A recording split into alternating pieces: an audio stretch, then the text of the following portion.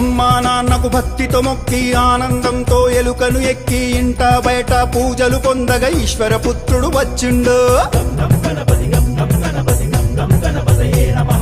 ఉండ్రాళ్ళు సిద్ధం చేద్దాం, ఊరందరినీ ఆహ్వానిద్దాం, ఋషులు మునులు సంతసించగా ఎదలో గణపతి పూజలు చేద్దాం. ఏనుగు తలతో వచ్చిండు, ఐశ్వర్యం మనకిచ్చిండు, ఒంటి కాలితో నాట్యం చేస్తూ ఓహో గణేశ రారాయణగా ఔరాయంటూ చూడంగా అంబ పార్వతితో వచ్చిండు, అహంకారమణి చేసిండు.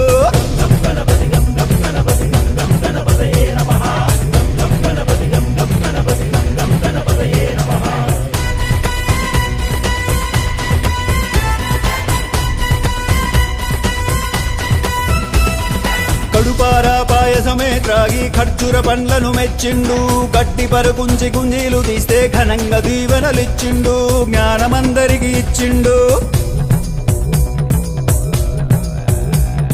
చవితి నుండి 9 రాత్రులు చక్రం ఎత్తి అర్చన చేద్దాం, జన్మ జన్మల పుణ్యఫలంతో ఝంకారంతో గానం చేద్దాం.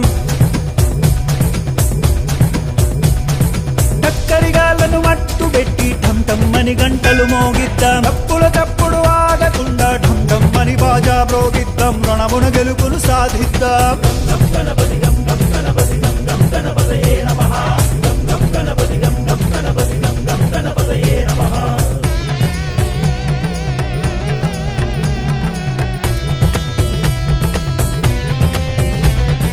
తమ్ములు చెల్లెలు సంబరమ్ముతో థకిట థకిటమని నాట్యం చేస్తే దండాల దండలు వేద్దాం, ధర్మాన్నే కాపాడుకుందాం.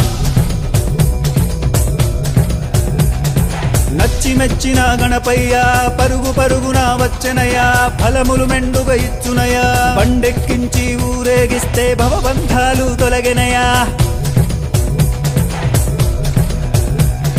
మనసారా గణపతిని వేళంగా యమ బాధలు బాపెను చూడంగా, రమ్మంటూ గొంతెత్తి పాడరా లంబోదరలకు మిగరా. వరుసగా భజనలు చేసి శరణంటూ గణపతి చేరి, సకల లోకాలాధిపతిని షణ్ముఖనాథుని సోదరుని హరుడి పుత్రుడు గణపతి గొప్పను క్షమించమంటూ మొక్కుతాం, రై రై మని సాగనంపుదా.